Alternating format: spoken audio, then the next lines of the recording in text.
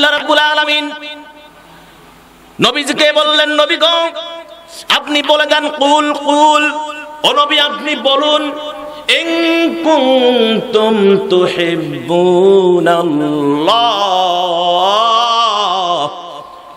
ফাত্তাবিউনি ইউহিব্বুকুমুল্লাহ।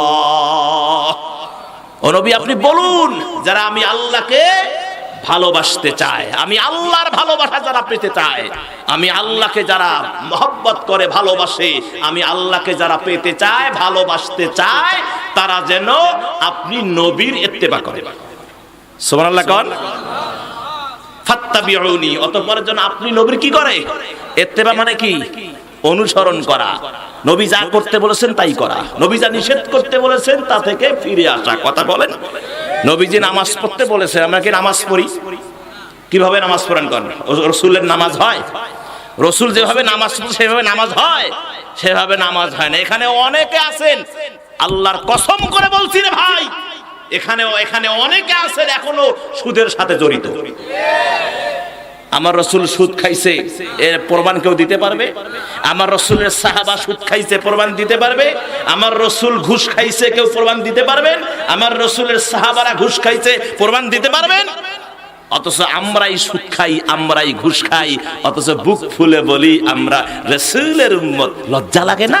শরম লাগে না? তুমি যে ঘুষ খাও লজ্জা লাগে না তোমার? তুমি যে সুদ খাও তোমার শরম লাগে না? সুদের ৭০টা গুনাহ আছে মিয়া। আন্দাজ করেন, আন্দাজ করেন, তো পাগল হইয়েন না। খালি একটা টুপি একটা মাথার দিয়ে ঘুরবেন, পাকা মুসলমান। হ্যাঁ, খালি একটা পাঞ্জাবি গান দিয়ে ঘুরবেন, খুব মুসলমান হয়ে গেছেন না? সুদের ৭০টা গুনাহ, সর্বনিম্ন শেষ গুনাহ যেটা, সেটা হলো মায়ের সঙ্গে জিনা করা। আর সর্বপ্রথম গুনাহ হলো, বড় গুনাহ হলো আল্লাহ এবং রাসূলের সঙ্গে যুদ্ধ ঘোষণা করা। দেখি সোজা মনে করছেন? মসজিদে টাকা দেয় বলে জান্নাত বলে পায়া গেছে, মাদ্রাসাত প্রত্যেক মাসে ২০ টাকা এগ্রি দেয়, কি হয়ে গেছে? কথা বলেন না? হ্যাঁ, আমার রাসূল সুদ খায় নাই।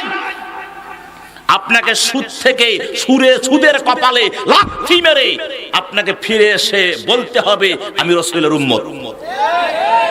আমার রাসূল ঘুষ খায় নাই, ঘুষের কপালে লাথি মেরে ফিরে আসতে হবে যে আমি রাসূলের উম্মত। কথা বলে ঠিক কি না? এই যে প্লেট, এই যে প্লেট, এই যে এটা প্লেট, সেই এটা একটা প্লেট, কোরতা কোরমা কালিয়া মিষ্টি সন্দেশ, কত ধরনের সুস্বাদু খাদ্য। এক সাইডে যদি একটু পায়খানা লাগে দেওয়া হয়, কে খাবেন? কেন খাবেন না? তাহলে আপনি নামাজও পড়বেন, সুদও খাবেন, তারপরে আপনি কোরআন শরীফও পড়বেন, ঘুষও খাবেন, ইবাদতও করবেন, ঘুষও খাবেন, তাহাজ্জুদও পড়বেন, ঘুষও খাবেন, তাহাজ্জুদও পড়বেন, মানুষের জমি বেদখল করবেন, তাহাজ্জুদও পড়বেন, ইতিমের হক নষ্ট করবেন। এ ফাজলামি পাইছেন তুই মিয়া? এই পুরোনা কইলের মুসলমান কি জবাব দিবেন বলেন? কি জবাব দিবেন? ওই রহিমার কিসসা, আসিয়ার কিসসা বাদ দেন, সমাজে যে রোগ, ওই রোগ ধরে ঔষধ দেন। কথা বলেন। আজকে কেন আপনাকে কে বিবাহ করতে বলছে? কে বলছে আপনাকে বিবাহ করার জন্য? যোগ্যতা অর্জন করতে পারবেন না, বিবাহ কেন করবেন?